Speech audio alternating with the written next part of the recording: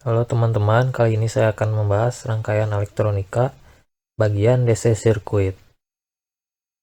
Kita mulai dari Kirchhoff current law dan Kirchhoff voltage law. Di sini kita ada gambar rangkaian. Kita diminta mencari nilai I1 yang di sini, I2, I3, dan V1, V2, I3. Yang pertama kita buat persamaan terlebih dahulu. V1 sama dengan 2I1. Karena V sama dengan I kali R. Di sini V1, I-nya itu I1 dan R-nya 2. Jadi 2I1. Lalu V2 8I2. Ini 8I2. Kemudian V3-nya 4I3. Karena di sini 4, ini 3 di sini. Kemudian dengan Kirchhoff current law kita tahu bahwa arus yang masuk sama dengan arus keluar. Di sini kan ada percabangan 3. Jadi yang masuk ini I1, kemudian yang keluar 2, yaitu I2 dan I3. Maka I1 sama dengan I2 tambah I3. Kemudian dengan Kirchhoff voltage law, jadi di sini ada dua loop. Loop yang pertama itu dari sini, loopnya dari kutub positif ke kutub negatif. Nah, di sini arusnya itu akan bertemu kutub negatif sumber tegangan 10, jadi min 10 ditambah V1 ditambah V2 karena bertemu kutub positif sama dengan 0. Lalu loop yang kedua itu berarti dari sini sampai sini. Nah, dia bertemu kutub negatif di 6 volt, jadi min 6 dikurang V2 karena dia bertemu kutub negatif V2 ditambah V3 sama dengan 0. Kemudian ini kita pindah ruas min 10 nya, jadi V1 tambah V2 sama dengan 10. Yang ini juga jadi min V2 tambah V3 sama dengan 6. Kemudian kita substitusi nilai V1, V2, V3 nya dari yang ini. Maka kita akan dapatkan 2I1 tambah 8I2 sama dengan 10 dan min 8I2 tambah 4I3 sama dengan 6. Nah, di sini kita sudah mendapatkan 3 persamaan. Ini yang pertama, ini yang kedua, ini yang ketiga. Nah, setelah kita mendapat 3 persamaan, kita sederhanakan dulu yang ketiga. Kita bagi 2, jadi seperti ini, min 4I2 tambah 2I3 sama dengan 3. 2I3 sama dengan 3 tambah 4I2. Maka I3 adalah 3 tambah 4I2 dibagi 2.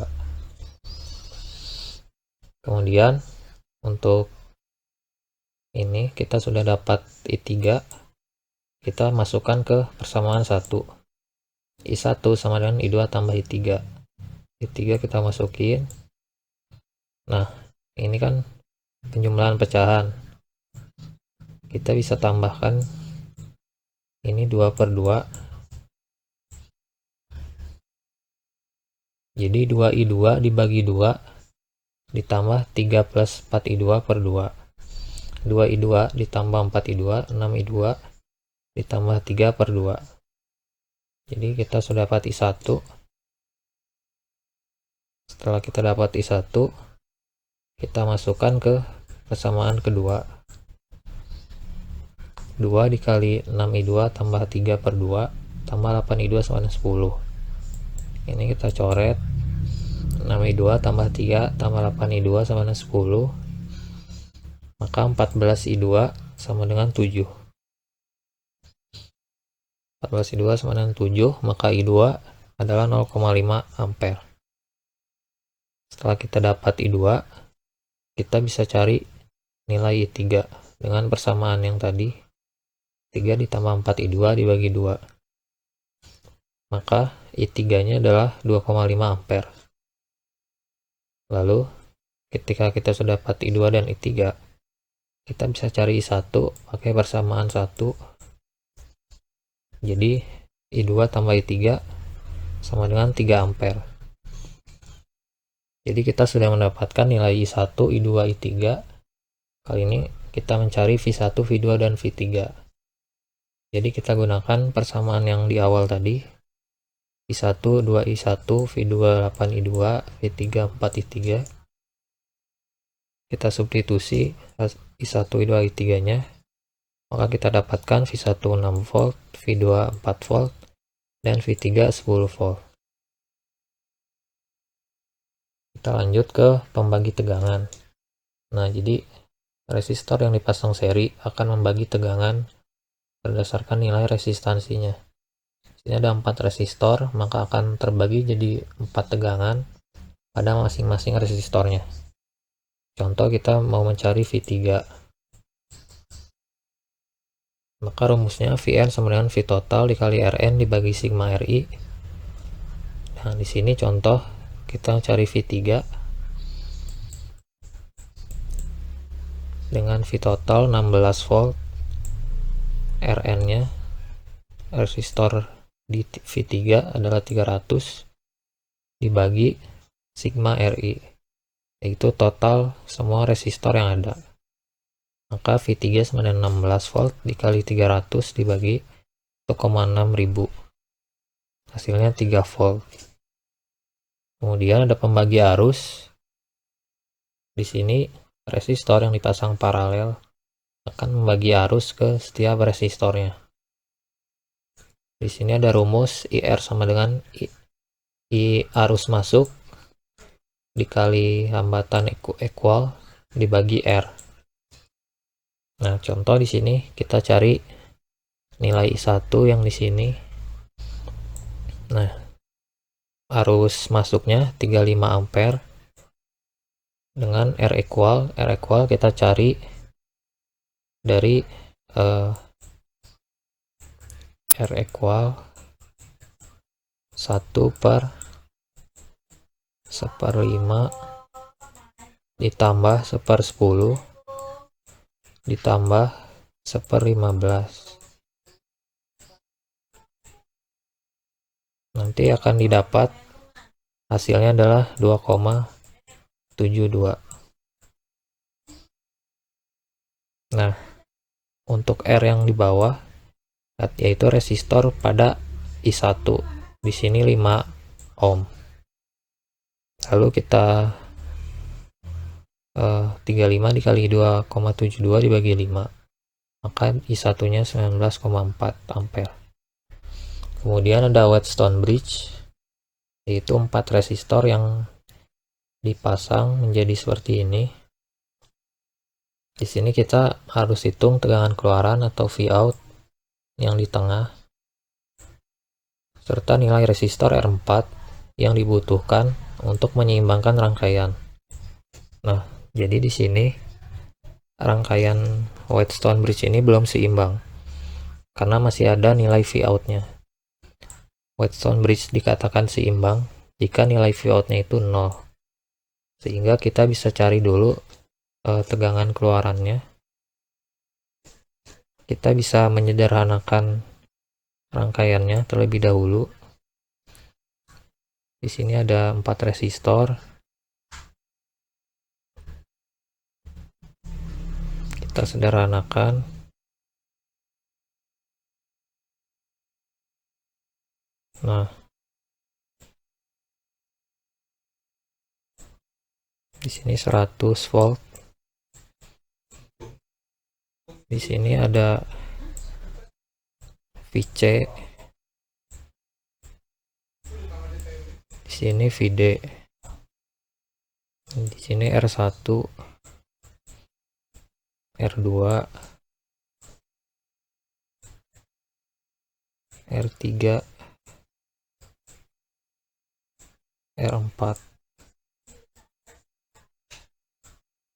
Nah, Di sini kita hitung dulu VC dan VD-nya untuk mendapatkan Vout yang di tengah. Jadi VC adalah di sini menggunakan pembagi tegangan adalah R2 per R1 tambah R2 dikali tegangan sumber, yaitu 120 per 80 tambah 120 dikali 100, yaitu 60 volt. Kemudian VD-nya kita cari juga sama seperti VC, R4 dibagi R3 ditambah R4 dikali tegangan sumber. Sini dapatkan 25 volt. Nah, untuk mencari Vout kita kurangkan VC dikurang VD. Maka Vout adalah 35 volt. Yang berarti rangkaiannya belum seimbang. Nah, agar seimbang kita harus cari nilai R4, yaitu dengan R2 dikalikan R3 dibagi R1. Jadi yang kanan kali kiri dibagi yang berhadapannya, didapatkan 720 ohm. Nah, kalau kita hitung VD dengan R4 nya 720, maka VD nya itu akan 60 volt. Nah, tadi kan VC 60, ini VD 60. Kalau kita hitung Vout nya akan 0. Nah, maka dengan R4 nya 720, maka rangkaiannya akan seimbang. Kemudian ada teorema Thevenin untuk menyederhanakan rangkaian. Di sini untuk Thevenin kita perlu mencari hambatan Thevenin dan tegangan Thevenin. Di sini step yang pertama itu adalah kita cabut RL-nya sehingga di sini menjadi open. Kemudian untuk kapasitor di sini kita open juga. Kenapa? Karena di sini kondisinya adalah steady DC, jadi arus di kapasitor ini 0, maka bisa diabaikan. Lalu di sini sumber tegangan kita buat menjadi short. Nah, kemudian akan didapatkan rangkaian seperti ini. Nah, di sini untuk resistor 100 di sini menjadi paralel. Kenapa? Karena di sini kan ada dua node. Node yang ini kan terhubung ke sini. Kemudian node yang satu lagi yang ini dia nanti akan terhubung ke sini, ke ground. Karena ininya udah short. Nah, maka bisa kita atur menjadi paralel atau kita gambar ulang menjadi seperti ini. Jadi paralel. Kemudian bisa kita hitung hambatan Thevenin-nya dengan 1/10 ditambah 1/100 tambah 1/200 dan ditambah 1/300. Kemudian didapatkan dengan 4,5 ohm. Kemudian untuk mencari tegangan Thevenin, kita pasang lagi sumber tegangannya. Di sini 10 volt. Nah, ini kapasitor dan RL tetap kita open. Lalu di sini ada resistor 200 dan 300. Kita cari hambatan equalnya kayak yang ini RTH tadi. Jadi 1/200 tambah 1/300, maka akan didapatkan nanti 120. Nah, kemudian setelah seperti ini, di sini bakal ada loop seperti ini. Sini kita cari arusnya. Arusnya I per R. Sini V-nya itu 10 dibagi, nah R-nya itu karena loopnya seperti ini, maka yang 100 dan 120 ini akan menjadi seri, sehingga tinggal dijumlah 220.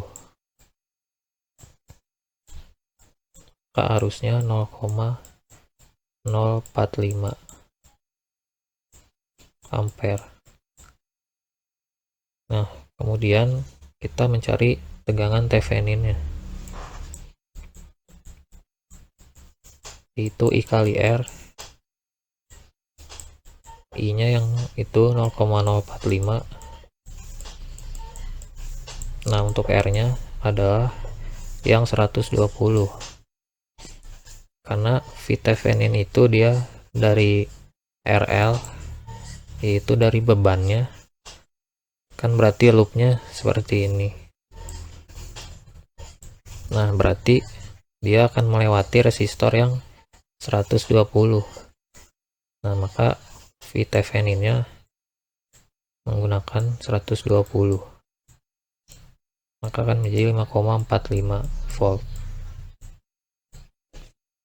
Nah, setelah kita dapat tegangan Thevenin dan hambatan Thevenin, kita bisa gambarkan ulang rangkaiannya menjadi sederhana dengan V Thevenin dan hambatan Thevenin.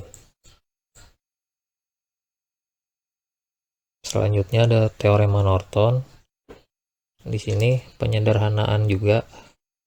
Jadi yang pertama itu, di sini RL-nya atau bebannya kita bikin short. Nah, setelah kita bikin short, maka akan ada arus yang mengalir dari 5 volt ini. Jadi begini. Nah, arus tersebut kita namakan arus Norton, karena dia melewati yang tadinya RL ini. Nah, arus Nortonnya adalah ini, tegangan dibagi hambatan, 5 dibagi 100, berarti 0,05 ampere. Nah, sudah dapat arus Norton, lalu kita cari hambatan Norton. Hambatan Norton kita dapatkan dengan cara kita buat open RL-nya.